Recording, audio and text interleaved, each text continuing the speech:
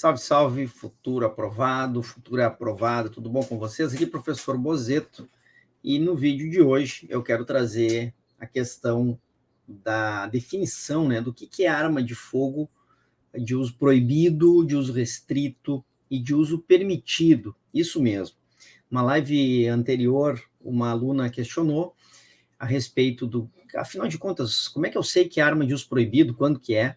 Eu quero trazer essa informação aqui nesse vídeo, para que vocês não errem mais. Primeiramente, nós temos que ir lá para a Lei 10.826. Deixa eu dar um pulo lá nessa lei, para mostrar para os senhores. Deixa eu compartilhar a tela aqui.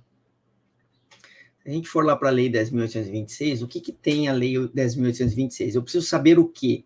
Eu vou lá no capítulo dos crimes, né, dos crimes e das penas, e eu vou analisar aqui o artigo 12, que trata da posse irregular de arma de fogo de uso permitido. Isso mesmo, posse irregular de arma de fogo de uso permitido.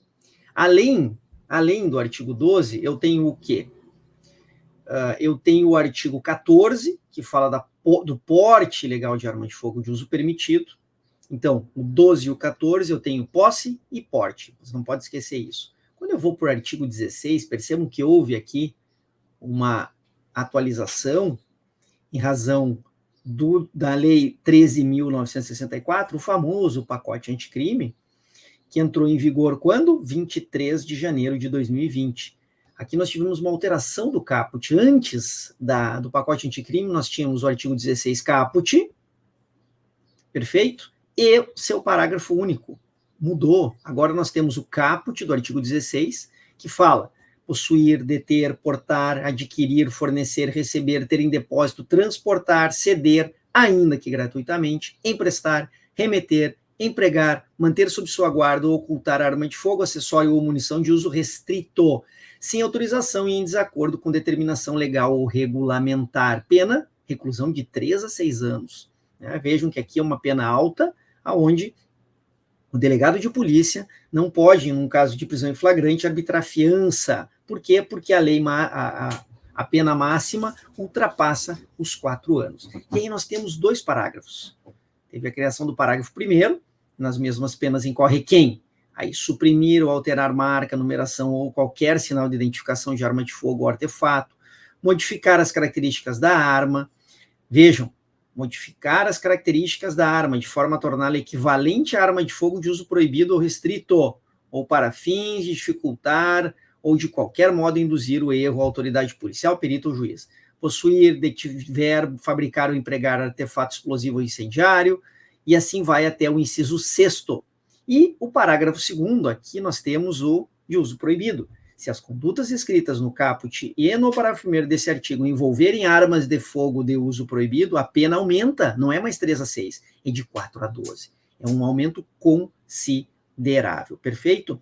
Mas, afinal de contas, como que eu sei o que é arma de fogo de uso restrito e arma de fogo de uso proibido ou permitido? Eu preciso ir lá para a atualização que ocorreu em julho do ano passado, no decreto-lei, deixa eu marcar ele aqui para vocês, o 11.615.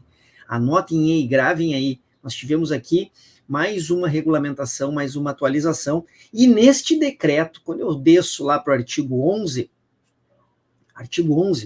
no capítulo 3, das armas de fogo, das armas e das munições de uso permitido, restrito ou proibido. E aqui eu tenho a definição do que é arma de fogo de uso permitido no artigo 11. Percebam, são de uso permitido as armas de fogo e munições cujo uso seja autorizado a pessoas físicas e a pessoas jurídicas, especificadas em ato conjunto do Comando do Exército e da Polícia Federal, incluídas. E aí eu tenho 3, armas de fogo de porte, de repetição ou semiautomáticas, cuja munição comum tenha, na saída do cano, energia de até 300 libras-pés ou 407 joules, e suas munições. Ou armas de fogo portáteis, longas de alma arraiada, de repetição, cuja munição comum não atinja na saída do cano de prova energia cinética superior a 1.200 libras-pés ou 1.620 joules. E, por fim, armas de fogo portáteis, longas, de alma lisa, de repetição, de calibre 12 ou inferior. Perfeito? O artigo 12 traz a definição aqui do que são armas de fogo de uso restrito. São aquelas especificadas em ato conjunto do Comando do Exército e da Polícia Federal, incluídas, primeiro, arma de fogo automática, independentemente do tipo ou calibre. 2, armas de pressão por gás comprimido ou por ação de mola, com calibre superior a 600 milímetros, que disparem projéteis de qualquer natureza, exceto as que lancem esferas de plástico, como tinta, como os lançadores de paintball, né? Aquele esporte.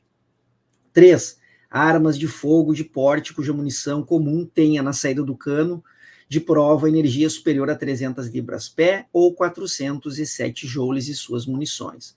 4, armas de fogo portáteis longas de alma raiada, cuja munição comum tenha na saída do cano de prova energia superior a 1.200 libras-pé ou 1.620 joules e suas munições. As armas de fogo portáteis longas de alma lisa, de calibre superior a 12 e semiautomáticas de qualquer calibre. E as armas de fogo não portáteis. Perfeito? E aí, no artigo 14, eu tenho a definição do que são armas de fogo de uso proibido. Aqui eu tenho a definição. E aí eu tenho 4 situações. Armas de fogo classificadas como de uso proibido em acordos ou tratados internacionais, dos quais a República Federativa do Brasil seja signatária. 2, os brinquedos, as réplicas e os simulacros de armas de fogo, que com estas possam se confundir, exceto as classificadas como armas de pressão e as réplicas e os simulacros destinados à instrução, ao adestramento ou à coleção de usuário autorizado nas condições estabelecidas pela Polícia Federal. 3, as armas de fogo dissimuladas, com aparência de objetos inofensivos. Lembram? A caneta que dispara arma de fogo, qualquer arma de fogo dissimulada, com aspecto que dissimule a sua real aparência. 4, as munições, classificadas como de uso proibido em acordos ou tratados internacionais, os quais o Brasil seja signatário, e as incendiárias ou químicas. Ficou claro isso, pessoal? Vamos lá, repisando aqui. A definição está agora lá no decreto 11.615 de 2023, que entrou em vigor no dia da sua publicação, conforme o próprio decreto. Então, gravem isso. Armas de uso proibido são aquelas que são dissimuladas e de acordo com o rol ali das situações do artigo 14. Agora nós temos uma novidade sumular do STJ, né, de um dos tribunais superiores. Lembrem, né, tribunais superiores STJ e STF. O STJ cuida das leis e o STF é o nosso guardião da Constituição. Então, tudo que traz alguma situação ou questionamento de constitucionalidade, nós encaminhamos para o STF. Tudo que traz algum questionamento envolvendo legislação, ou seja, essa lei legal, não é STJ, né? São situações infraconstitucionais. Tranquilo? Nós temos, então, agora a nova súmula 668 do STJ, que eu vou abrir ela aqui, deixa eu abrir, pessoal, e aí eu já mostro para vocês, deixa eu colocar aqui, súmula 668 do STJ, deixa eu encontrar ela aqui, e eu vou compartilhar a tela. Maravilha, o que fala aqui a súmula? Não é hediondo o delito de porte ou posse de arma de fogo de uso permitido, ainda que com numeração, marca ou qualquer outro sinal de identificação raspado, suprimido ou alterado. Pessoal, o que é o importante aqui? Quando eu vou para a Lei 8.072, na Lei 8.072, no parágrafo único, inciso 2, que também traz a situação de crimes hediondos, né? Lembrem, crime hediondo é aquilo que a lei traz, ou seja, lá no artigo 1º da Lei 8.072, que nós estamos aqui, né? Então, eu tenho 12 incisos tratando de situações que são considerados crimes hediondos, que estão aqui no artigo 1º. São considerados hediondos os seguintes crimes, todos do Código Penal, consumados ou tentados. Atentem para essa situação aqui. E aí eu tenho vários incisos, né? Inciso 1, homicídio. Inciso 1A, lesão corporal culposa. Inciso 2, roubo. E aí as situações do roubo. Inciso 3, extorsão qualificada pela restrição da liberdade da vítima. E assim vai.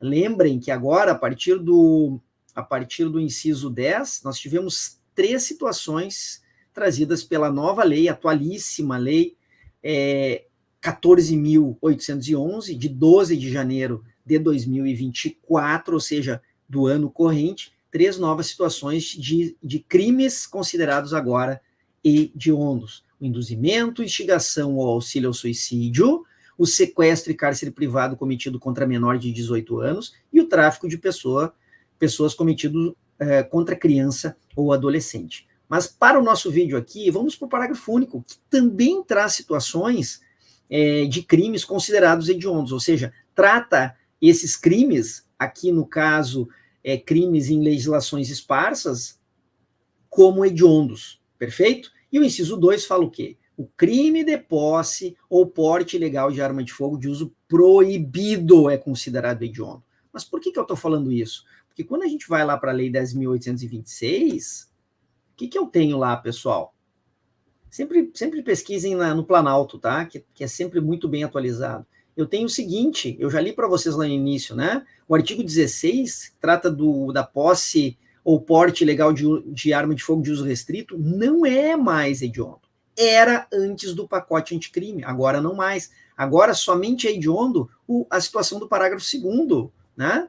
Quando envolverem arma de fogo de uso proibido. Então isso precisa ficar muito claro para vocês. Não caiam nessa pegadinha. Esta nova súmula nada mais está fazendo do que ratificando, né, uma situação que já havia sido modificada anteriormente pelo pacote anticrime, tá certo? Não é mais crime hediondo, posse ou porte irregular de arma de fogo de uso restrito e muito menos de uso permitido. Somente o agora as de uso proibido. Proibição essa que eu sei que se enquadra conforme o artigo 14 do decreto 11.615 de 2023. Ficou claro aí para vocês? Essa é uma questão interessante que pode ser, inclusive, questionada, né? Pode ser perguntada aos senhores numa futura prova, tanto em fase oral, prova discursiva, bem como na prova objetiva. Tá certo? Vamos sempre subir a régua. Cadê minha régua?